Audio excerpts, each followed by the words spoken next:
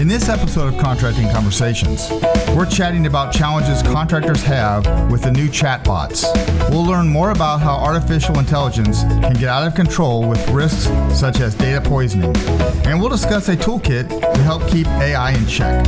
I'm Scott Williams, along with my co-host Jim Valley, coming to you straight from our booth at the NEXUS 24 conference in Jacksonville, Florida.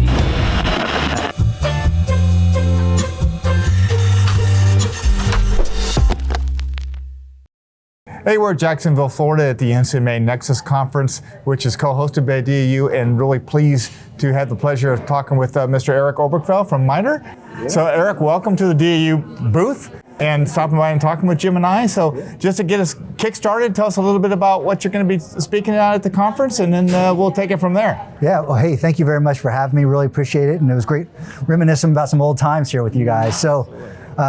I'm really excited about being here at NEXUS. I think it's a great opportunity to bring program teams together. And this is hopefully the beginning of something different for all of us, that we get to work in a collaborative nature and learn together. So why am I here at NEXUS? So one of the days, Wednesday, is about AI, artificial intelligence. Over the last 4 or 5 months, I've been really digging deep into what are the contracting concerns for buying artificial intelligence. So my talk on Wednesday with CDAO and Scale AI representatives is going to be about how do we buy artificial intelligence. We're going to talk what is artificial intelligence, talk a little bit about the policies, because if you're tracking policy, it's been coming out fast and furious for the last 5 years on AI. We'll talk a little bit about what are the different things about AI that make it different on the software pathway. So we're all familiar with the adaptive acquisition framework. If you're using the software pathway, what are the things that are unique there you should consider? I mean, you're still doing your ML ops pipeline types, agile, modular type processes, but the things that we might want to really consider, taking a look at the 2023 data policy, is, what's the quality data? What's the hierarchy of needs? Quality data, assurance, governance, to get to the responsible AI that we all want to get to. And then we're going to wrap it up with Bonnie from from CDAO, who's going to talk about TradeWinds and the whole innovation ecosystem and how decentrally we can use a lot of the tools that she's already created for all those different aspects of buying AI. So awesome. Looking forward to it. That sounds pretty exciting. Yeah. Because I know there's a lot of folks out there have some misconceptions of AI and maybe some fear, the risks involved. So it's pretty. I'm glad that you guys are here talking and talking about the process. Right, and we've interviewed Rhonda Moss, who is DAU professor, has humongous amount of software experience, and she was just telling us, hey, just because you think you want AI doesn't mean you should have AI, because there's a lot of work that goes into the background. It has to be maintained, and it actually costs more to maintain the AI. So program offices need to know, okay, where do they need AI, if at all? If they do, well, how's that going to work? Ron and I have had this conversation. One of the first things you got to ask when you're putting down an RFP is there AI in this solution? So we might not even be asking for it, but our solution providers are proposing AI solutions that will require additional testing, additional data requirements, additional CDRLs and DIDs that we want to make sure are in there. So yeah, that's a great point, and Rhonda is an amazing expert, and I enjoy working with her weekly. So right, and our goal is to eventually bring you back to kind of go in a little more detail on AI, because a lot of people there are, I think, confused. Yeah. And so how are you working in this multifunctional conference, right? All these different functions. Right. How's that working? What's your kind of goals with AI? My goal is just to expose folks. So I think when I talk to a lot of my peers that are still in the execution community, they're like, yeah, that's an interesting topic, but we haven't created any policy around it. And that's sort of why I was brought into the team that I'm on right now is, okay, GAO said we need to have some policy around AI. And then the responsible AI strategy that came out in 21 or 22 said we have specific lines of effort around developing acquisition tools for AI. And that's sort of what I'm trying to think about over the next couple months of what do those tools look like? And when we're developing acquisition strategies and contracting strategies, how should they be shaped differently? Right, because AI really is, it's here, it's been used, but it's changing rapidly. Right. So, and if we don't figure it out, our enemies. Well, that's the scary part, right?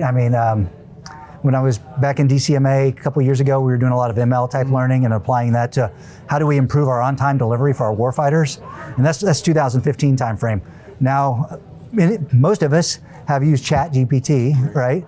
And if you just type in what is this, the fluency, just the readability, and the consistency of the message is just amazing. So just the exponential improvements over the last couple of years in AI capability, you know, when you think about like why is the confluence of like, you know, cloud storage, hardware, and then our data, improving our quality of data, all those three things are really bringing together an explosion of capability in AI. The scary part is, you know, all of those commercial leaders warning us about what the potential damages or risks of AI, right? So how are we creating this responsible strategy within the government to actually make sure we've got the right governance structures, so when programs are out there trying to really move fast, how do we make sure we got the right governance structures to ensure that there's no data poisoning, you know, there's not drift in the model, that, you know, our adversaries are not attacking our data sets and creating unintended consequences. Right, and these teams that you guys are hoping to work with, right? Right. I think the key there is that they understand how to ask the questions, because in what may look like that doesn't make sense, they got to know enough about the topic to be able to kind of go a little deeper and hopefully even find references. I like Bing Chat because it gives me a reference. I'm not saying it's perfect. None of these are perfect, and I don't know if they'll ever be perfect. I don't know, right? I don't know what the future holds. One of the things we're going to highlight in our talk is the CDAO AI Toolkit, Responsible AI Acquisition Toolkit. So it gives you different personas. If you're a PM, you can go in there and you've got worksheets to answer specific questions as you're developing your acquisition strategy. If you're a tester, if you're a PSM, what are the different considerations you should have when you're buying an AI-enabled system? And then that way, when we're putting together our requirements package and our acquisition strategy, we know, you know, these are the things we should consider. You know, what types of data do we need to have, and what's the frequency of testing we need to have on our AI-enabled system to ensure trustworthy and reliability? Right, because someone that may not have our best interest at heart may actually put data in there to kind of make it a little, maybe not as useful, make it, you know.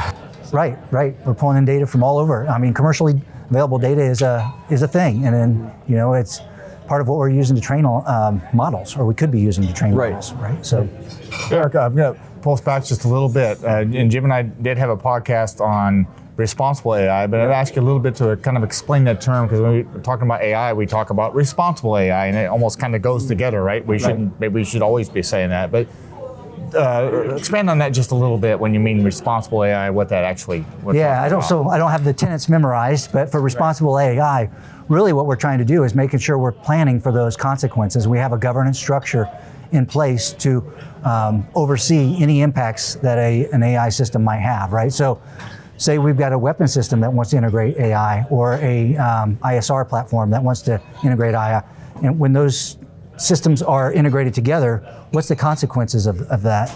So I think that's really what we're trying to get after is, you know, we want to make sure we're eliminating bias, right? We don't want to have people biased. We want to make sure that we're thinking about how do we prevent drift or our models moving away from where we want to go. So there's a consistency of testing there. And then the data quality is the big thing that came out of the most recent 2023 policy.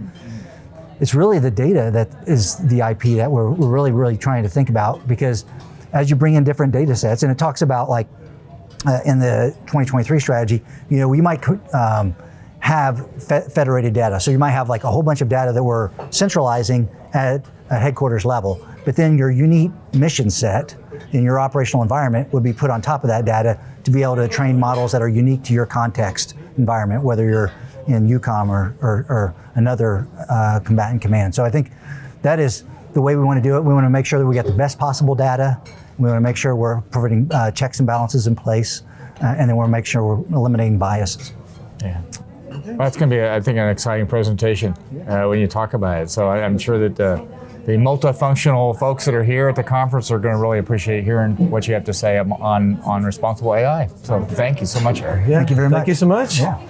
All right, for those out there in our audience, thank you. Please smash whatever the like button and subscribe to our channels.